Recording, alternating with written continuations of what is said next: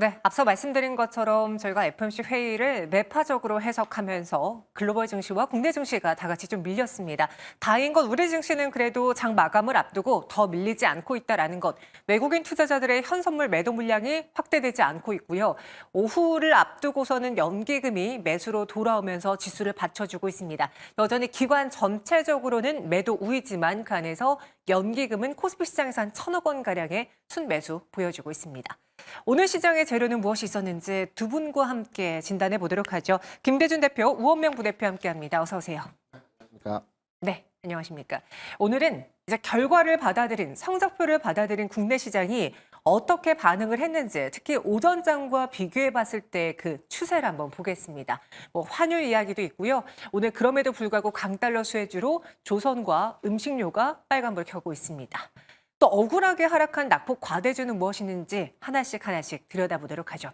제가 오늘 시장을 한번 정리를 해봤습니다. FOMC 회의 결과는 여러분들 다들 아실 테니까 조금 생략하고 넘어가 본다면 11월 성명서와 12월 FOMC 성명서의 문구에 있어서 큰 변화는 없었습니다. 하지만 점도표 상향 조정과 주요 경제 전망치가 변화됐다라는 것, 더 매파적인 시선으로 보고 있다라는 게 시장에서는 악재 트리거로 작용을 했습니다. 그럼 이번 그 회의를 시장은 어떻게 평가하고 있을까요? 제가 증권사별 코멘트를 한번 함축해 봤는데요. 매파적이다. 그리고 과거 연준의 시각은 이 성장에만 집중되어 있었는데 이제는 성장 플러스 인플레이션까지 보고 있는 것으로 보여진다. 분석을 했습니다. 또 이번 이 회의 결과의 가장 주된 배경이 하나가 트럼프 2기 정책 불확실성 관련해 인플레이션을 선제적으로 좀 반영한 조처가 아니었느냐라는 분석이 많았습니다. 내년에는 금리 인하 횟수가 기존 4차례에서 2차례로 줄어들 것으로 보여지고요. 아마 이 3번이 가장 중요하지 않을까 싶네요. 트럼프 정권으로 인해서 달러도 좀 강한 모습 보여줄 테고 물가가 오를 것 같다라는 거를 연준은 미리 대비하고 있습니다. 그런데 우리가 놓쳐서는 안 되는 게요. 지금 고용이 괜찮죠. 그런데 트럼프 정권 하에 고용률에 있어서 휘청거릴 수 있다. 그렇게 되면은 물가 상승이 상쇄될 수 있다라는 또 다른 시각도 있습니다. 시장에서는 어떻게 반응하느냐? 일단 달러가 많이 올랐습니다. 달러 인덱스가 2년 만에 최고치까지 올랐고 원달러 환율은 아시는 것처럼 15년 만에 지금 금융위기 수준까지도 올라와 버렸습니다. 현재는 1,449원으로 50원 살짝 밑돌고 있습니다. 채권 금리 급등했고요. 증시도 급락을 하다 보니 이제는 우리가 원달러 환율이 내려오길 기다리는 게 아니라 이 금리와 그리고 이 달러에 따라서 시선을 바꿔보자라는 이야기도 나오고 있어요. 김대준 대표님, 네. 먼저 원달러 환율이 가장 먼저 시급하게 많은 분들의 우려를 사고 있는데요. 네. 오늘 1,450원까지 올랐고 이게 금융위기 이후 세 번째라고 하더라고요. 어느 정도 심각한 상황입니까? 원달러 최근의 흐름을 읽어내기 전에 지금 외환시장과 통화시장에서의 움직임을 한번 우리가 이해를 해야 될 겁니다. 지금 통화시장에서의 상황은 비정상적이면서도 충돌 구간에서의 흐름들을 보여주고 있거든요. 왜냐하면 통상적으로 원론적으로 판단할 때 금리를 인하하게 되면 달러가 약세로 진행되는 게 일반적 현상에서의 상황입니다. 그리고 오늘 장중에 중요한 또 이벤트가 있었죠. 일본의 금리 결정이 있었습니다. 동결을 했고요. 일본이 금리를 동결하게 되면 엔저가 현상이 되면서 달러가 올라가야 됩니다. 그러니까 무슨 말이냐면 지금 시장은 비정상적이면서도 충돌 구간에서의 흐름들이 진행되고 있는데요. 그러면 과연 지금의 흐름과 상황이 언제까지 진행되어질지에 대한 부분을 우리가 판단해야 된다라고 생각을 하거든요. 그러면 우리가 예시적으로 지금과 아주 유사한 시점에서의 시장 상황이 지난 2016년 말에서 2017년 초까지 진행이 되었어요. 이때도 마찬가지로 트럼프 1기가 집권 직전 단계에서의 흐름들이었죠. 이때도 국내 환율 시장에서 원달러가 1,140원에서 1,210원까지 무려 70원 정도 상승을 했습니다. 트럼프가 집권하게 되면 미국 우월주의에서 달러 강세 현상이 나타날 것이다 라고 해서 임기 직전까지의 흐름의 전환에서 달러화가 올라갔거든요. 그러면 이후에 어떠했느냐? 정확한 흐름에서의 상황을 보게 되면 2017년 1월에 취임을 했고요. 네. 2월, 3월 정도 선에서 환율은 1,100원까지 내려갔습니다. 비정상 시장이 정상화로 가는 것이 시장에서의 상황이 만들어진 거죠. 지금 시장도 금리를 인하하면서 달러가 약세로 가야 되는데 미국 우월주의와 강한 미국의 상황에 따라서 달러 강세가 현재 만들어지고 있는 겁니다. 이런 비정상적 시장은 제가 판단하는 기준에서의 흐름을 보게 될 때 최근 환율적 상면에서 1,480원에서 1,450원까지 한 뭐 70원 정도 올라갔거든요. 그러면 그때 당시와 시장의 환율 상황에서의 동향을 등치시켜서 예상을 해보면 70원 비슷하게 상승 흐름들이 진행되었다고 보고 있거든요. 그래서 지금 시장에서 환율 요인이 시장에 영향도를 주는 굉장히 크고 민감한 이슈로서의 반응도가 나타나고 있지만 이것은 실제적으로 시장이 정상적 시장이 발현되면서 움직이는 환율에서의 상황이 아니고요. 비정상적 상황 하에서의 환율 변동성의 흐름이기 때문에 이 환율의 상승을 과거의 금융위기라든가 또는 IMF라든가 또는 뭐 미중 무역 전쟁과 같은 흐름에 대한 환율과 등치시켜서 해석할 필요는 없다라는 내용으로 말씀드리고 이 비정상 시장은 이제 거의 막바지에 다다랐다 이렇게 판단을 하고 있습니다. 그럼 비정상적일 때 우리가 더 예측이 어렵잖아요. 네, 그렇죠. 1,450원까지도 돌파가 됐으니 상단을 갑자기 1,500원까지도 올리곤 있습니다. 네. 그럼 거기까지는 올라가지 않을 거라고 보십니까? 달러 인덱스 기준으로 보게 되면 108 수준이 앞에 고점입니다. 그러니까 어제 장중에 그려졌던 고점이 108 수준 언저리거든요. 물론 일시적으로 돌파할 수는 있을 것 같아요. 그래서 우리 환율 시장에서의 상황을 판단해 보게 될 때에도 1,450원에서 1,500원 사이, 내기가 좀 크죠. 그런데 이제 고점권에 다다른 상황 하에서의 흐름들이 진행되고 있기 때문에 지금부터는 환율의 추가로의 급등 과정에서의 상황이 나타나기보다는 오늘 일본에서 금리를 동결하면서 금융시장이 부분 안정화가 됐습니다.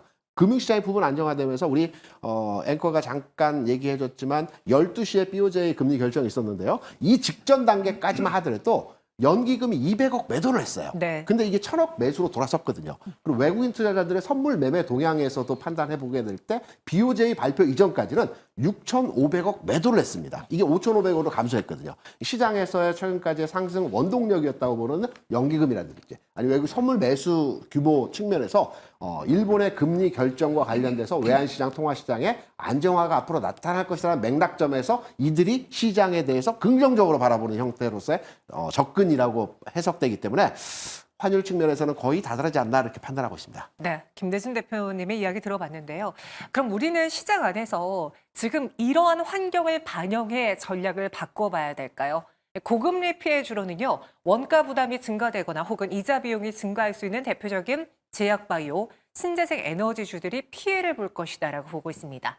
달러 환율의 흐름에 따라서는 수혜주와 피해주를 나눠볼 수 있겠는데 사실 이게 명확하게 구분이 되지는 않는 업종들도 있습니다만 수출 중심 기업들은 달러의 환차익을 볼 것이다. 그래서 자동차, 전기전자, 오늘 강한 조선과 식품이 여기 들어있고요. 반대로 피해를 볼 기업들로는 원자재 수입 의존도가 높거나 외화 부채가 많은 기업들, 대표적으로 항공 그리고 철강 등이 꼽히고 있습니다. 원명 부대표님, 네. 여기서 그럼 우리는 강달러 수혜주로 포트를 쫙 구성해 보는 것, 지금 구간에서 좀 늦었습니까? 아니면 해야만 하는 절차입니까? 글쎄요, 사실 환율 관련해서 실질적으로 이제 업종에 따라서 환율의 변동에 따른 어떤 그 수익성 변화가 뭐 불가피할 수밖에 없는 걸로 판단이 되는데요.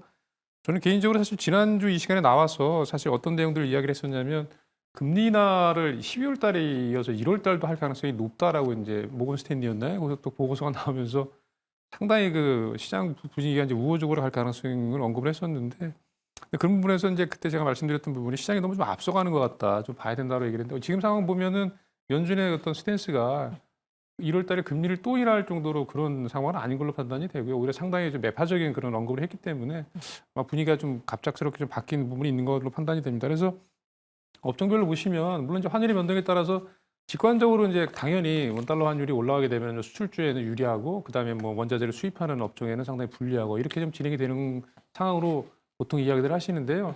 과거에 그 경험적으로 보면 물론 이제 그 영향이 없지는 않아요. 없지는 않은데 실제적으로 그렇게 이제 이분법적으로 단순 비교해서 관련된 업종의 어떤 영향이 그대로 드러나지는 않고요.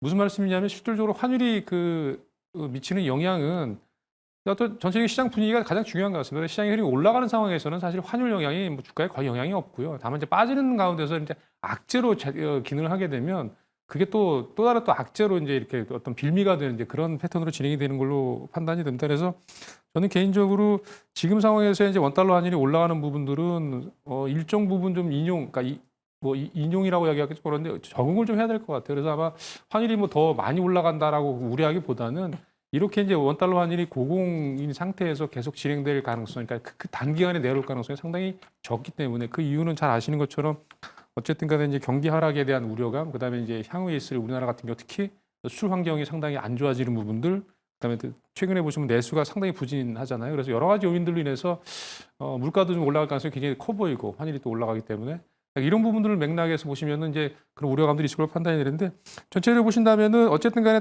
달러 강세 수혜 관련해서는 이제 기본적으로 이제 자동차 업종이나 조선 업종 오늘 사실 그런 부분들이 주가에 좀 많이 녹아드는 것 같은 생각이 들어요. 근데 반도체 같은 경우도 네.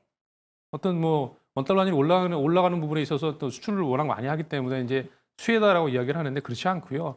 특히 이제 그 업황이 예를 들면 뭐 꺾어지고 있는 상황에서 환율의 변동이 뭐 어느 정도 있다 그래가지고 그 회사의 어떤 실적이 좋아지거나 그렇지는 않거든요. 그래서 기본적으로 오늘 움직이는 종목들 보면 그나마 상대적으로 업황이 좀 아직 살아 있고 그 가운데서 환율 효과를 볼 수 있는 이런 업종 내에서의 종목들이 주로 이제 강하게 움직이기 때문에 그렇게 찾아가시는 게 맞겠다 이렇게 말씀드려보겠습니다. 다 같은 수출주라고 강달러 수혜를 보는 게 아니라 그 안에서 업황이 살아있는 종목군들 위주로 수혜를 볼 수 있을 것이다. 대표적으로 조선이 있겠죠. 오늘 HD 현대 마린엔진 7.11% 오름세를, HD 현대중공업 4%가량의 오름세를 보여주고 있고요. 그간 우리가 화장품 내수라고 생각했는데 요즘은 수출 기업으로 보잖아요. 그리고 말씀하신 것처럼 아직 업황 살아있습니다. 그래서 제닉이 11%가량의 상승을, 실리콘투도 7%, 오늘 코스닥 시장 안에서 화장품주가 선방하고 있습니다. 김대준 대표님, 오늘 이런 시장 안에서 강한 종목군들의 특징, 오후까지도 그 흐름이 이어지고 있는지 한번 점검해 주시죠. 최근 시장에서 특징적 내용이라고 본다면 테마주가 시장 내에서 강한 흐름에서의 모습들을 보여준 점이 있었고요. 오늘 장 같은 경우는 환율과 연동된 흐름에서의 종목들 간의 흐름이 눈에 띄는 모습들을 보여주고 있어요. 그런데 기본적으로 시장에 대한 흐름과 방향성을 판단해 보게 될 때 저는 지금의 시장 자체가 흐름에 있어서 저점을 찍어가는 구간에서의 바닥 다지기 과정에서의 지수 흐름을 만들어주고 있다고 판단하거든요. 왜냐하면 우리가 얼마 전에 지수 저점을 만들어줬던 구간에서의 지수가 2460포인트 수준이었습니다. 그리고 지수가 반등을 주면서 2500포인트까지 1차적인 반등을 보여준 이후에 지금 2440까지 지금 내려와 있는 상태에서의 흐름입니다. 무슨 말이냐면 주가가 상승을 하고요. 상승에 대한 기간 조정과 가격 조정을 거치는 과정에서 오늘장 지수의 흐름이 나타나고 있기 때문에 저는 지금 시점에서 환율 관련 수혜주라든가 또 테마주 중심으로 해서 포트를 짜기보다는 시장의 이후의 흐름에 있어서 긍정적으로 변화할 수 있는 대응적 측면에서 앞으로의 지수 관련주에 대한 투자 관점으로의 시장 접근이 오히려 유효하지 않을까 이렇게 생각을 하고 있습니다. 그럼 이 시장 안에서 도통 밑꼬리를 잡지 못하고 있는 반도체주들은 어떻게 대응해야 될까요? 말씀해 주신 것처럼 반도체도 다 수출합니다. 하지만 지금 업황이 살아있지가 않아서, 특히나 국내 기업들은 살아있지가 않아서 오늘 그 타격이 큰데요. 삼성전자가 3%가량 하락하면서 오늘 많은 종목들이 저점 대비 반등을 해줬지만 지수가 1% 넘게 밀리는 주된 요인, 여기 삼성전자, SK하이닉스가 있습니다. 김대준 대표님, 네.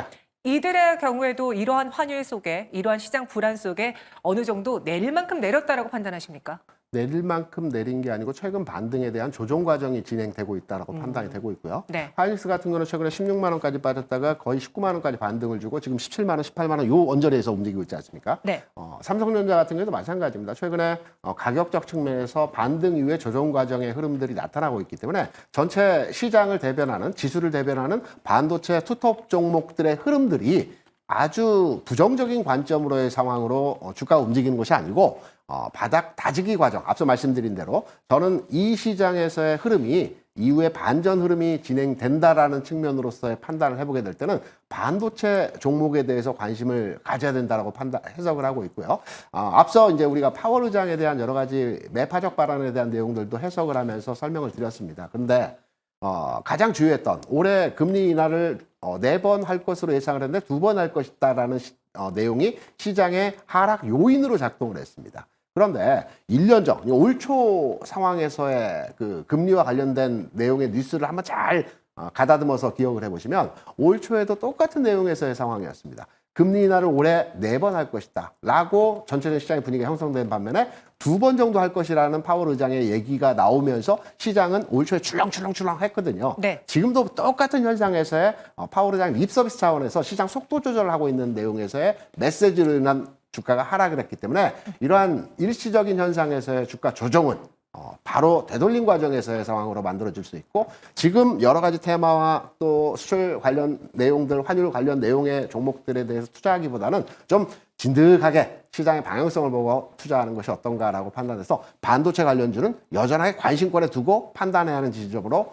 해석을 하고 있습니다. 네. 오늘 상대적으로 낙폭이 큰 반도체는 최근 반발 매수 속에 올라왔던 그 탓에 낙폭이 커 보이는 것일 뿐이지 지금 구간에서 또 내릴까? 이렇게 판단하지 말자라고 의견 주셨습니다. 저점권이라고 하셨고요. 오늘 제약바이오내에서는 알테오젠과 리가켄바이오의 하락이 멈추지 않고 있습니다. 리가켄바이오는 시가보다도 더 낙폭이 커진 96,600원까지 내려왔고요. 알테오젠은 이제 이 30만 원 선이 지지선이 아니라 마치 저항대로 바뀌어버린 모양새입니다. 3.54% 하락하고 있습니다. 그중에 그나마 제약바이오 안에서는 미용 의료 쪽 과 관련된 종목들만이 선방을 하고 있는 모양새고요. 우원명 부대표님, 지금 시장에서 이 금리가 동결되거나 금리 인하 속도가 좀 조절이 생긴다면 제약바이오가 가장 큰 타격을 받을 것이다라는 이야기도 있고요. 생물보안법 연내 통과가 사실 뭐 무산됐다라는 이야기도 있는데 제약바이오 비중 줄여야 될 때입니까? 일단 생물보안법 같은 경우는 이미 기왕에 그 연말 그 통과가 불확실성이 있다라는 내용들이 이미 시장에 좀 상당히 좀 반영이 된 부분이고요. 아마도 이제 파월 의장의 발언 내지는 이제 금리 인하에 대한 기대감이 오늘은 이를테면 이제 실망감으로 바뀌면서 이제 실망 매물이 나오는 그런 흐름을 판단이다. 사실 최근에 그 제약바이오 업종의 어떤 그 전체적인 주변 환경이 투자 심리도 많이 살아났었고 주가 흐름이 나쁘지 않았었고 이제 주가 반영도도 상당히 괜찮았었는데 순식간에 이제 좀 분위기가 좀 바뀌는 그런 걸로 판단이 되고요. 저는 개인적으로 일단 어쨌든 간에 그런 기대감으로 인해서 금리 인하에 대한 속도가 좀 더 올라갈 걸로 기대했었는데 지금 정반대의 어떤 그런 흐름들로 진행이 되는 걸로 생각이 됩니다. 그래서 기본적으로 일단은 좀 제약바이오 업종들 같은 경우는 역시 말씀드렸던 금리 인하와 연관된 부분들이 어떤 이런 이슈가 시장에 좀 주가가 좀 빠지면서 자연스럽게 녹아들거나 아니면 뭐 어떤 금리 다시 인하 쪽으로 이제 방향이 잡히던가 그렇지 않으면 조금 투자 심리가 곧바로 살아나기 좀 어려울 판단이 됩니다. 그래서 경우에 따라서는 종목들을 좀 줄이시는, 그러니까 단기적으로 그러니까 장기적으로는 어떨지 모르겠지만 이제 중기 정도까지는 종목들을 그러니까 그 어떤 보유 수량을 좀 줄여보시는 것도 사실 나쁘지 않은 걸로 판단이 됩니다. 네. 그럼 부대표님, 저 이창진 앵커가 이제 제약바이오도 기술 수출을 많이 하니까 예. 과거처럼 무조건 돈에 빚을 많이 내는 성장주로만 보는 게 아니라 수출주로 보는 건 어떻습니까? 라는 의견 주셨는데요.